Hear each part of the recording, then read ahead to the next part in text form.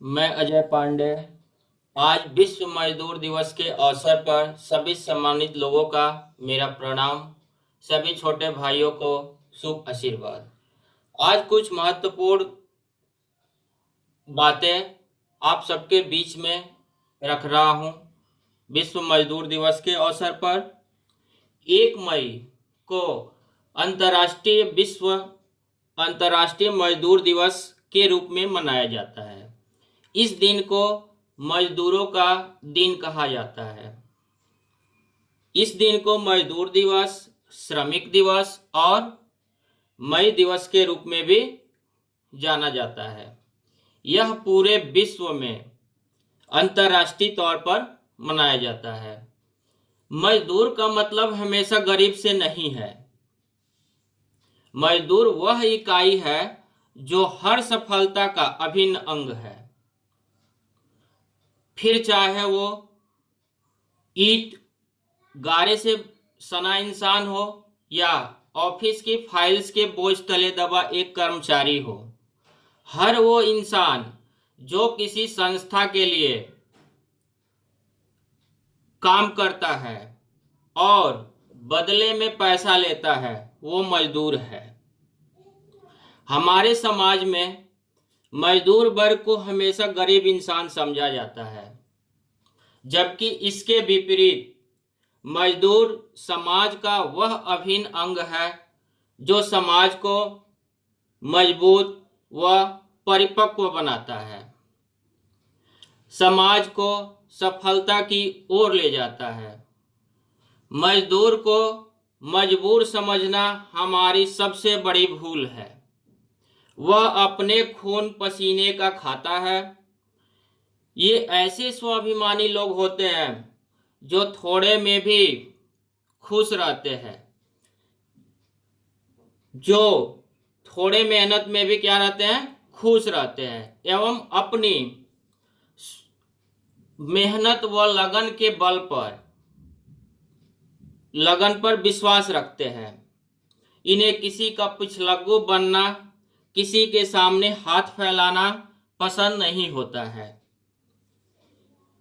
अब मजदूरों के हक को सुरक्षित रखने के लिए अनेक अधिनियम भारत में पारित किए गए हैं। भारत के लोग 2 वर्गों में बटे हैं। पहला पूंजीपति वर्ग, दूसरा मजदूर वर्ग। मजदूर वर्ग हाड़ तोड़ मेहनत करने के बावजूद भी अभाव में जीने के लिए बेबस होता है। तो दूसरी तरफ पूंजीपति को उतना ही संपन्न है। क्या है? पूंजीपति बहुत ज्यादा संपन्न है। दोनों वर्गों के जीवन में बहुत बड़ा फर्क है, लेकिन अफसोस यह फर्क कम होने की अपेक्षा बढ़ता ही जा रहा है। कारखाने, खेतों में काम करने वाले मजदूरों और किसानों को अधिकांशतः भारी जानमाल का नुकसान होता रहता है, लेकिन मालिकों के द्वारा न तो उनका स्वास्थ्य बीमा और न तो उनका स्वास्थ्य बीमा करवाया जाता है और ना ही उनके परिवार को ठीक से मुआवजा मिलता है अगर कुछ नुकसान हो जाए तो। इसलिए सरकार द्वारा मजदूरों के हक को सुरक्षित रखने के उद्देश्य से मजदूरों के लिए कुछ अधिनियम पारित किया गया, बनाया गया, उसको पारित करवाया गया। जैसे मैं कुछ अधिनियम के बारे में बात करना चाहता हूं। एक कामगार मुआवजा अधिनियम 1923 के नाम से जानते हैं। कामगार मुआवजा अधिनियम यह पूरे भारत वर्ष में जम्मू कश्मीर सहित सारे राज्यों में ये लागू है।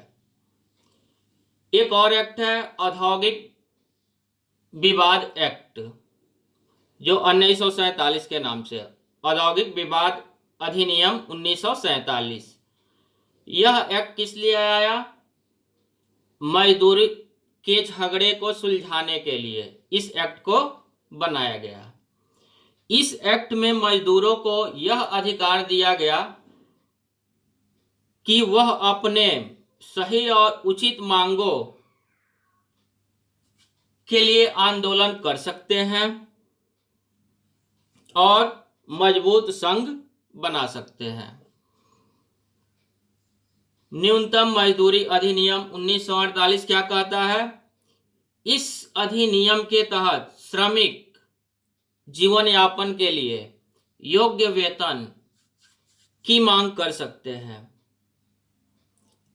कोई भी संस्था हो, योग्यता के आधार पे वेतन होने ही चाहिए। योग्यता के कभी शोषण नहीं होनी चाहिए। इसी तरह बहुत सारे एक्ट बने शोषण से मुक्ति के लिए, जैसे मैं कुछ गिना दूं।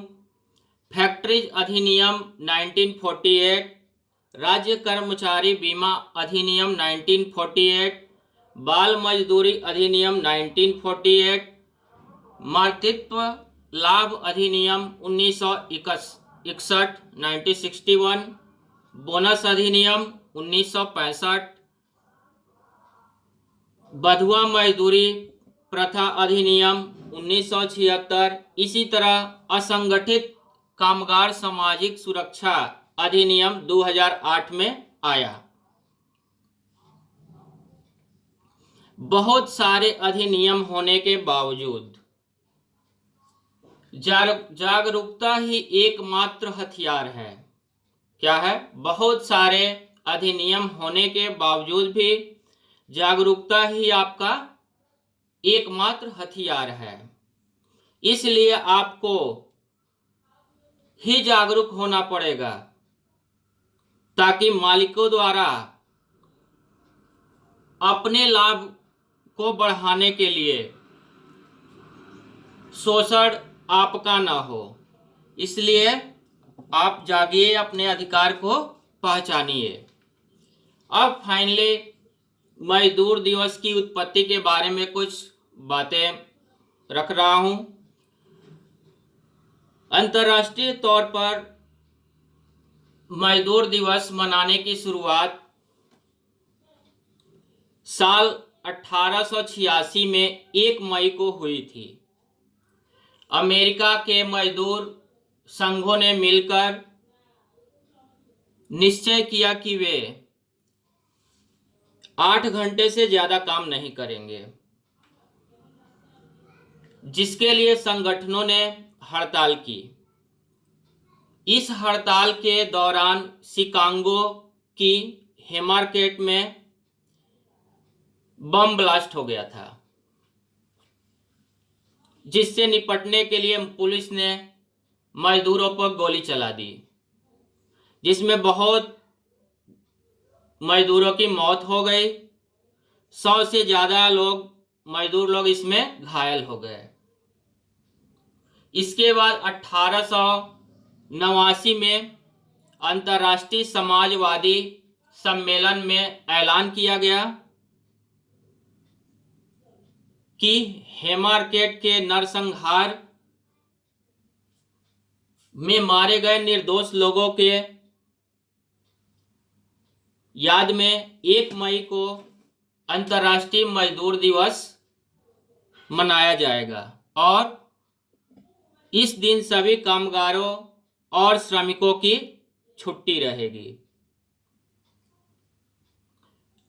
मैं मजदूर हूं, मजबूर नहीं।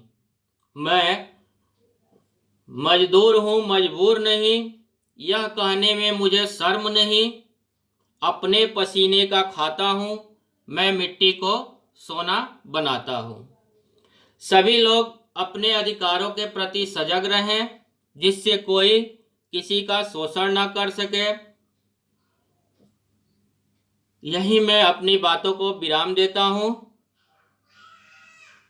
धन्यवाद।